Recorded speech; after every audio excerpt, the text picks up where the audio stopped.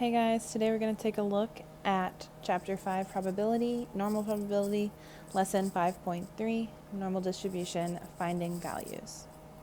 So, in Lesson 5.2, we were given a normally distributed random variable x, and we were asked to find a probability. Now, in Lesson 5.3, we will be given a probability, and we will be asked to find the data value of the random variable. So last class we went x to z to probability. Now we're going to go probability to z to x. So find the z-score that corresponds to the area / probability of 0.3632 to the left. Okay, so 0.3632 would be about 36.32%, and it's going to be to the left, so that'd be about right here, about that much. So 0.3632. So this says find it using technology. So just like in 5.2 when we use second vars 2, we're going to use second vars 3. Inverse norm. It's going to ask you for the area. You always want to put the area in decimal form. So 0.3632. It's going to ask you for the mean and the sigma. Since it's a z-score, our mean is 0 and our sigma is 1. And then it wants to know left, center, or right. This one's left.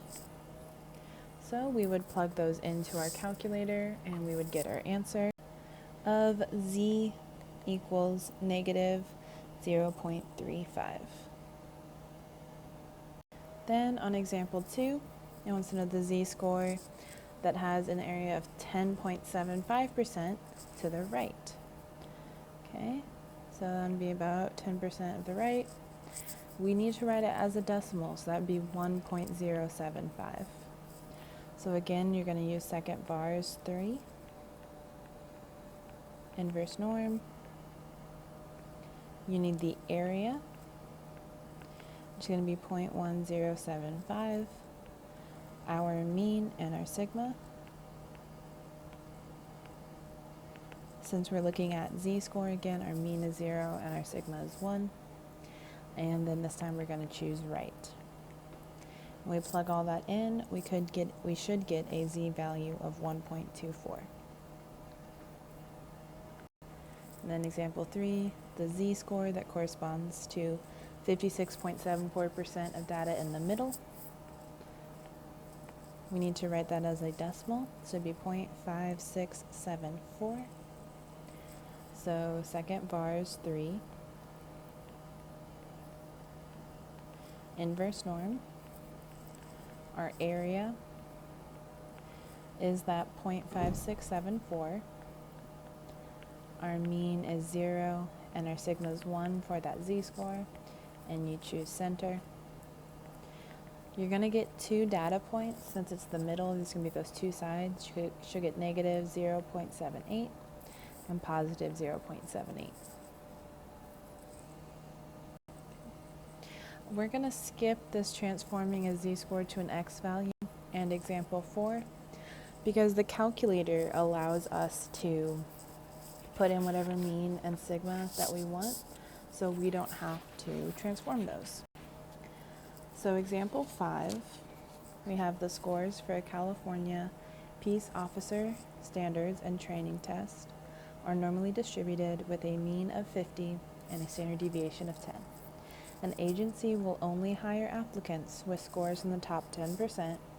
What is the lowest score that can be earned and still be eligible to be hired? So this picture here, we have our top 10%, so that's to the right. We're looking for a data point. We're looking for that score. So it's going to be second vars 3, inverse norm.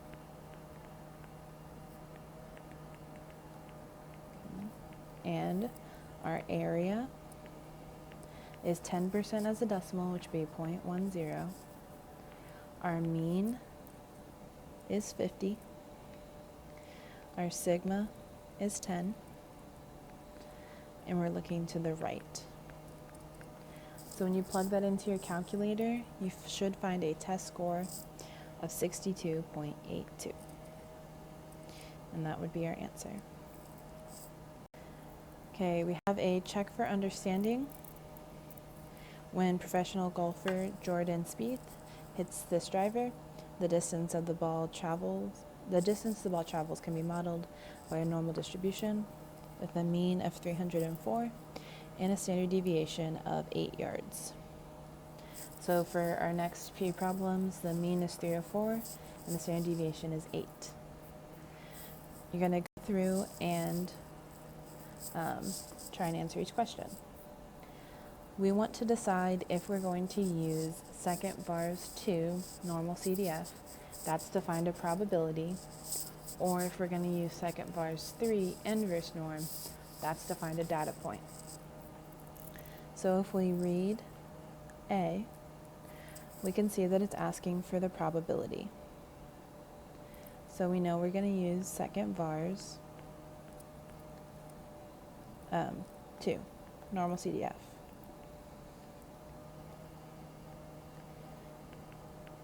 So we have a lower, an upper, a mu, and a sigma.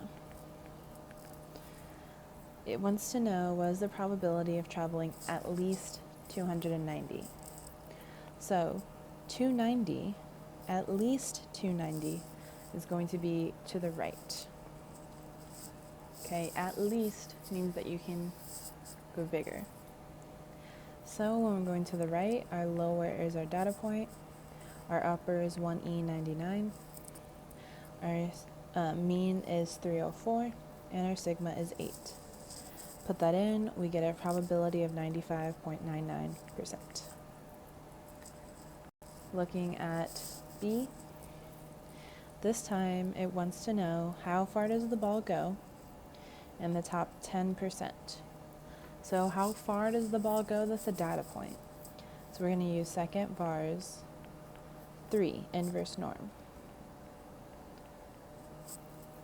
And if we're talking the top 10%, that's going to be to the right, this area, and 10% would be 0.10. So we have our area, our mu, our sigma. Our mu is still the same, 304, sigma is still the same, 8, and we're looking to the right. We put this into our calculator, we should get 314.25. And our last one on this golfing is we're looking for the furthest the ball could have gone, so that is a data point. So we're going to use inverse norm. So second vars 3, inverse norm.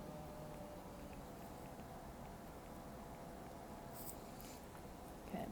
On the last hole, Spieth hits the ball in the first quartile of all of his drives.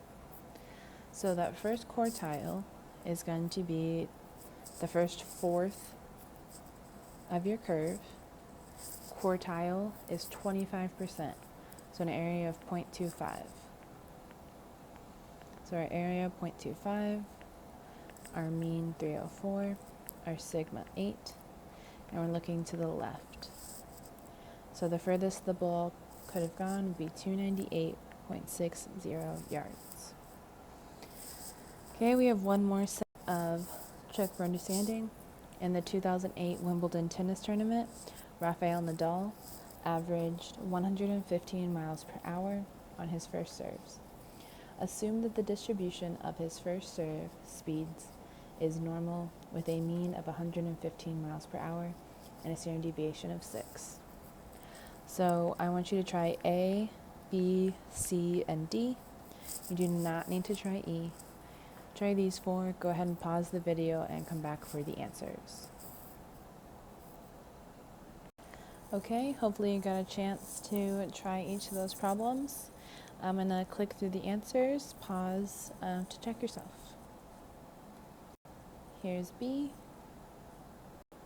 here's C, and here's D. Now real quick, we're going to go through E. You won't see something like E on a assignment or a test, but this is just kind of a way to extend your learning. So a different player has a standard deviation of 8 miles per hour on his first serve, and 20% of his serves go less than 100 miles per hour. So 100 miles per hour, 20% go less than that. Okay. If the distribution of his serve speeds is approximately normal, what is his average speed? So we're trying to find his mu. So we can take that 20% area and we can find what the z-score would be for that on our table. And the z-score would be about negative 0.84. So we know the z-score, the sigma, and the x value. So we can solve for the mean by using our z-score formula and plugging in what we know. Negative 0.84 equals 100 minus mu over 8. And then we solve for mu. So to do that, we would multiply both sides by 8 and get negative 6.72 equals 100 minus mu. There's a couple things we can do here. We can either subtract 100 from both sides, or we can add mu to both sides. I'm going to add mu. So we get mu minus 6.72 equals 100. Now we can add 6.72 to both sides, and we find that mu equals 106.72.